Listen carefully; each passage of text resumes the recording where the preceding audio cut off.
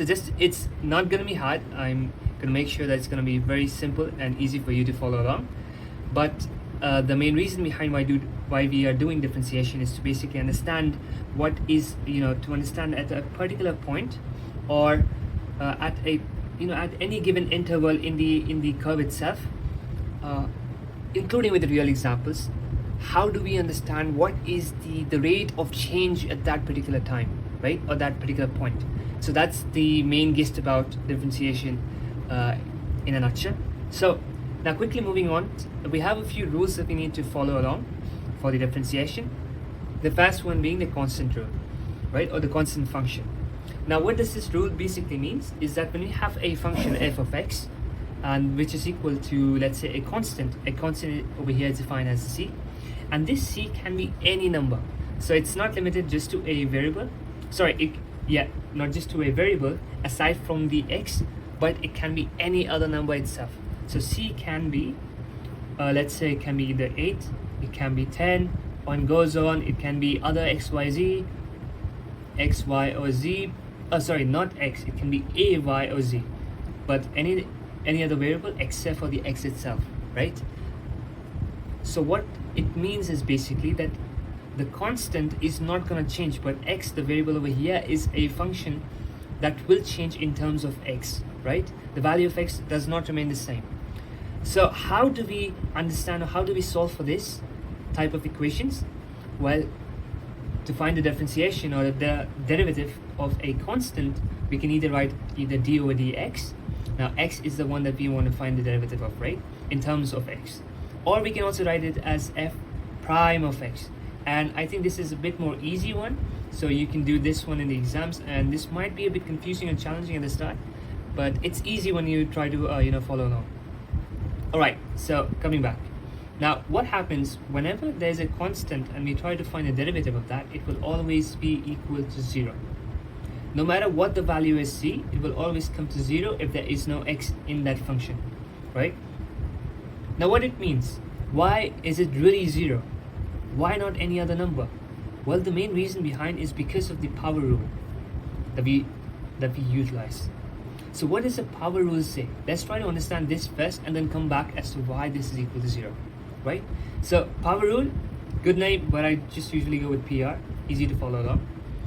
Now the power rule or the PR suggests that whenever there's a function that has a variable, when we're trying to find a function in terms of x, and the variable, the same variable, has a power, let's say a power of n, it will always, the rule states that it will always be that the power will actually come down and be multiplied with that variable, right? So n times the variable, and this is not complete, right? There has to be one other step to follow along, and that is we have to subtract the power by 1. Now if you don't do this, we might get a wrong answer, so please make sure that you're subtracting the power by 1, right? So what is happening over here? We have the power which is coming down and being multiplied by the variable, as well as the power at the top subtracted by 1 or less by 1, right? So this concept of power rule, let's try to apply it over here and try to understand how this is 0, right? So before we move on, let's just do one example so it's a bit easier for you to follow along, right? So let's take an example we have here for the power rule, and we'll be taking this one right here. So let's say that we have a function of f of x which is equal to x squared, correct? So what happens here is basically if we apply the power rule, and if I put it right here, what happens here, let me just rewrite it again. F of x equals to x squared, correct? So if you apply the power rule, that 2 has to come down, right? We're going to multiply it. So f prime of my x, or the derivative of x, will be 2 coming down, 2 times the variable which is x, and the power at the top has to be subtracted by 1, right? When that happens, we get the answer. 2 times x is nothing but 2x, right? And the power subtracted by 1 is 1. Now we can also just write it as 2x. Why? The reason being that any variable or any number, right, if you just do a power to 1 it will always give us the same answer, right? So in that case, what I mean to say is either x to 1 or 8 to 1 or 10 to 1 or even infinity to 1 will always give the same number or the same variable. There is no change in that, 10 and infinity, which is why this 1 is basically hidden in this case. So we just write it as 2x. So that's your answer. Now let's apply y is a 0, right? So because there is a hidden over here, there's also a hidden value in front of c, right? And what is that? Well, if x raised to the power 1 is a number itself, then what happens if that x or any number is raised to 0, right? What happens then? Well, if we try to always calculate these types of equations or these types of values, it will always give us the value 1. 1 is the king in this case, right? So even if there's a number, let's say 10 raised to the power 0, it will always give us 1. Let's try to confirm this in our calculator and see if that is really the case. So let's see, let's take an 8 and we raise it to 0. I hope you can see the number values. It will always give us the answer 1, no matter what happens. Even if we take a huge number, right, 1, 2, 5, any random number, right, raised to the power 0, always give us number 1. So this is stated and this is always given. So there is a 1 in front of the c, which is hidden because we know any number multiplied by 1 is also the number itself. Let's say 1 times 10 will always give us 10, right? So that being said, this we can expand it. That is 1 times c, which is a constant. And how did we get 1? Well, let's try to do some tricks over here to understand it. Okay, make sure this is just for your understanding, so it might not come for the exams, but it is better to understand, because in the application questions it's very tricky. They're going to ask you in a very confusing way, so you need to understand the concepts before you answer them, right? So what happens in this case? There is a 1, right? And 1 we can also write it as x raised to the power 0. So that being x raised to the power 0 times c, right? Now let's try to differentiate this one, right? Because when you try to differentiate with the power rule, what happens here? The 0 has to come down. So when 0 comes down, it is 0 times x raised to the power 0 subtracted by 1. Okay, so we're just going to look at this one right now and times the constant which is outside. So look what happens here. Now there's 0 that we're multiplying with that variable, right? Now no matter what answer we get here, it is still multiplied by 0, meaning the answer will always be 0 no matter what happens, right? So which is why when we try to multiply 0 again with the constant, the answer will again give us a 0. And that's why any function, right, when we're trying to find in terms of, let's say, x or a or b, and in that particular variable, and that variable is not mentioned over here, and there's a number or any other variable aside from the one which is here that you need to find a derivative of in terms of that variable, it will always give us a 0, always 0 no matter what happens. So that's the main idea behind it. Now let's try to solve a few questions, right? So we're going to use the constant function again. Now f of x equals 300. Again, there is no x in that particular value, so what happens? 0. Simple. Alright, don't write it like this because this will become wrong. What you have to do is you have to write as f of prime of x equals to 0. That's the correct way. So don't write it like this, because this means that you're equating 300 to equal to 0, but that's not physically possible, right? How is 300 equal to 0? So you need to show that when you differentiate in terms of x, right, then you get the answer at 0. Same thing here, f prime of x. What happens here? 0. There is no x in that value. Even if it's a power or infinity, any number, right? Even if there's an infinity, again, f prime, when we try to differentiate it, f prime of x or derivative of x is nothing but 0. Same for this one. No matter what happens, always 0. Easy? So this was our first rule, which was the constant function. Now moving on to the second one, which we just did, power rule, and we did solve for the first one, which was done. So let's try to do it for the second one. So in this case, what happens here, I'm just going to make a line so it's easier for us to follow,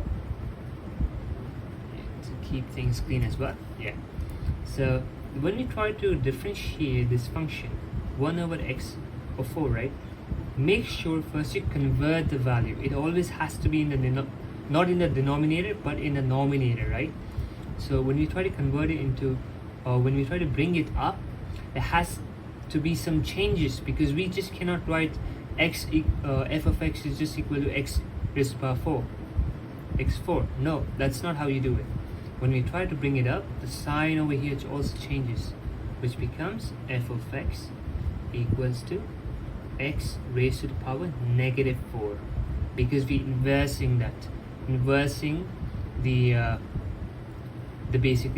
value over here, or the equation over here, right, or the function over here. When we try to inverse it, it becomes subtracted at the top. Similarly, now when we try to solve for this one using the power rule, what do? F prime of x, or differentiate, or the derivative of x, is nothing but that 4 comes down to multiply by it, minus 4 times x. Now look carefully, there is a minus sign on top of the power rule, and sometimes we make a lot of mistakes here. I too have lost a lot of marks just because of this, the signs. So just be very careful and pay attention on the signs. The minus 4, minus 1, right? And this is equal to minus 4x, because minus 4x times x is just minus 4x.